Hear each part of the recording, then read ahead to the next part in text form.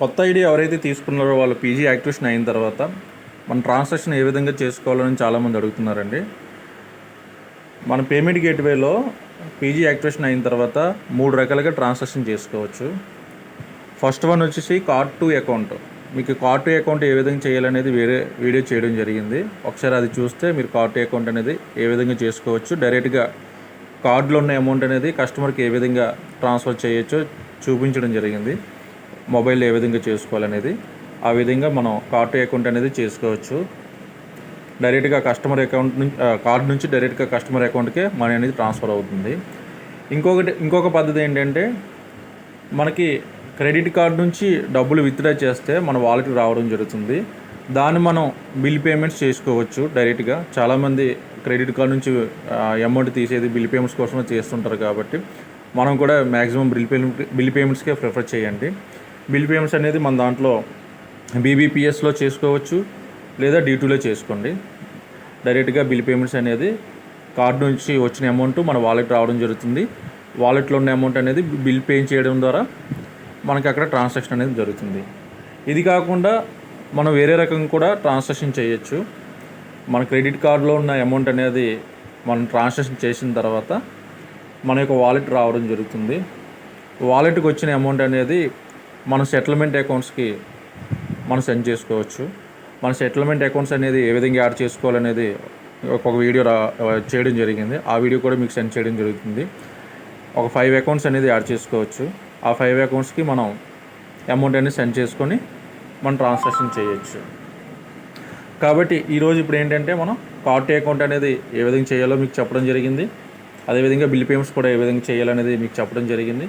ఇప్పుడు మన వాలెట్లో అమౌంట్ అనేది తీసుకొచ్చి దాన్ని మనం సెటిల్మెంట్ అకౌంట్స్కి ఏ విధంగా యాడ్ చేసుకోవాలి, ఆ చేసుకున్న వాటికి ఏ విధంగా అమౌంట్ సెండ్ చేసుకోవాలని తెలుసుకుందాం. ఫస్ట్ మనం క్రెడిట్ కార్డ్ ఆప్షన్ అనేది ఏ విధంగా,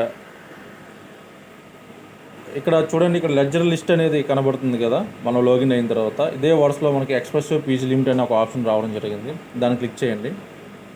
దాన్ని క్లిక్ చేస్తే ఇక్కడ క్యాష్ ఫ్రీ, రేజర్ పే ఇవన్నీ చాలా సర్వర్లన్నీ రావడం జరుగుతుంది. ఇందులో మనకి నాన్ యూటిలిటీ సర్వర్ అనేది పైన్ ల్యాబ్ అనేది పీజీ అనేది మీకు చెప్పడం జరిగింది కాబట్టి దానిలో మ్యాక్సిమం చేయండి.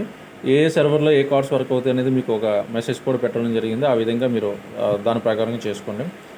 ఇక్కడ కార్డ్ అనే అకౌంట్ అనే ఆప్షన్ కాకుండా కార్డ్ టు అకౌంట్ అనేది ఏ విధంగా చేయలేదు ఆల్రెడీ వేరే వీడియోలో మీకు ఎక్స్ప్లెయిన్ చేయడం జరిగింది. Maximum card to account use చేయండి. అదేవిధంగా బిల్ పేమెంట్స్ ప్రిఫర్ చేయండి. ఇంకొక విధంగా ఏం చేయాలంటే, మనకు పైన్ ల్యాబ్ పీజీ అనేది ఎగ్జాంపుల్ పైన్ ల్యాబ్ పీజీ అనేది మనం ఏ విధంగా చేయాలో ఇక్కడ ఎక్స్ప్లెయిన్ చేయడం జరుగుతుంది. పైన్ ల్యాబ్ పీజీ అనే ఆప్షన్ క్లిక్ చేయండి. క్లిక్ చేస్తే ఇక్కడ మనకి క్రెడిట్ కార్డ్ టైప్ వస్తుంది, అమౌంట్ ఇస్తారు, ఎంత అమౌంట్ కావాలనేది ఇక్కడ ఇవ్వడం జరుగుతుంది. అదేవిధంగా card holder mobile number, card holder email ID ఇవ్వడం జరుగుతుంది. రిమార్క్స్లో card holder name or mobile number అనేది పెట్టుకోండి. సబ్మిట్ చేసినట్లయితే మనకి అమౌంట్ అనేది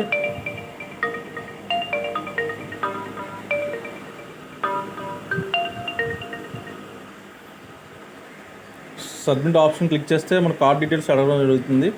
కార్డ్ డీటెయిల్స్ ఇచ్చిన తర్వాత ఓటీపీ రావడం జరుగుతుంది. ఎవరైతే కార్డు హోల్డర్ ఉన్నారో ఆయనకు ఓటీపీ రావడం జరుగుతుంది. ఓటీపీ వచ్చి ఎంటర్ చేసిన వెంటనే అమౌంట్ అనేది డెబిట్ అయ్యి డైరెక్ట్గా మన వాలెట్లోకి రావడం జరుగుతుంది.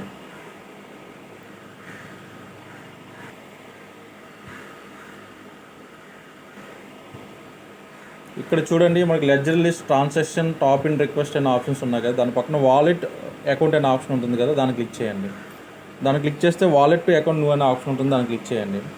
దాన్ని క్లిక్ చేసిన తర్వాత ఆల్రెడీ మనం ఇక్కడ 5 అకౌంట్స్ యాడ్ చేసాం. దీంట్లో మీరు ఏ అకౌంట్కి అయితే సెండ్ చేయాలనుకుంటున్నారో ఆ అకౌంట్కి అనేది మనం ఇక్కడ అమౌంట్ అనేది సెండ్ చేసుకోవచ్చు. ఈ రకంగా మనం చేసుకోవచ్చు అండి.